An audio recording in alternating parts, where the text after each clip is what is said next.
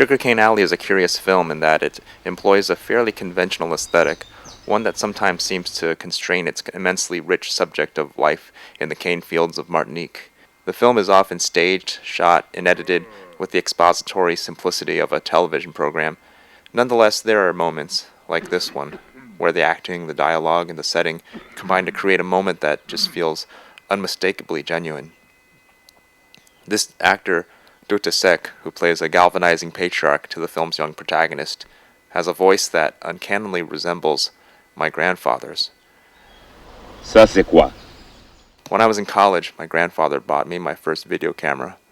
I was visiting my grandparents for a whole month in Taiwan, and he wanted me to preserve our time together. So for a whole month, I followed them through Taiwan, from the shores of placid Sun Moon Lake to the cliffs of the Taroko Gorge, to the 9 Aboriginal Tribes Mountain Theme Park. Wherever they went, I would follow with the camera. And to this day, I still have all this footage of the backs of my grandparents as they walk through cities, streets, parks, and alleyways. After watching my footage, my grandfather had one piece of advice: always shoot people from the front. But I kind of like it that you see things from their perspective, like a Lara Croft video game. Anyone who's seen the Dardenne Brothers movie The Sun knows what I'm talking about. Tout ce qui appartient à la création a son secret. La terre a un secret.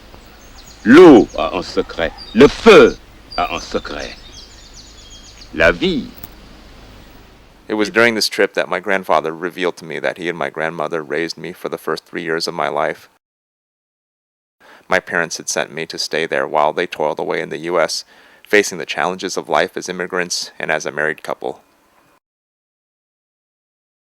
For this reason, I feel like I have a special bond with my grandparents, except that it's a bond that's extremely fragile, since they can't speak English, and I have problems speaking Mandarin, a condition I ascribe to growing up listening to my parents yell at each other in that language.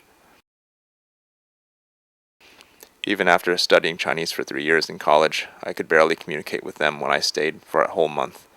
We spent a lot of time just watching television together, and I'd constantly ask them questions about what people were saying, while telling myself, if I just pick up one word or phrase every 10 minutes, I'll be fluent by the end of the month.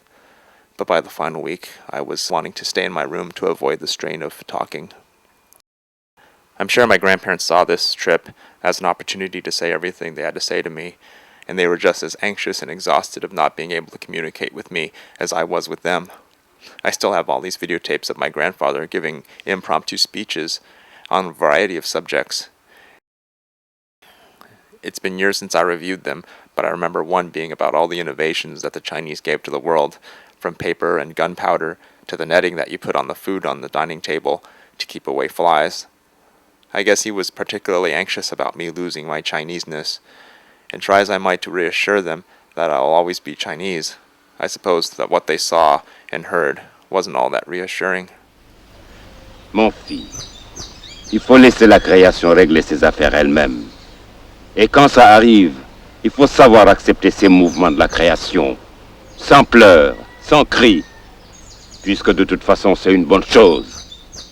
My mom would regularly chide me to call my grandparents.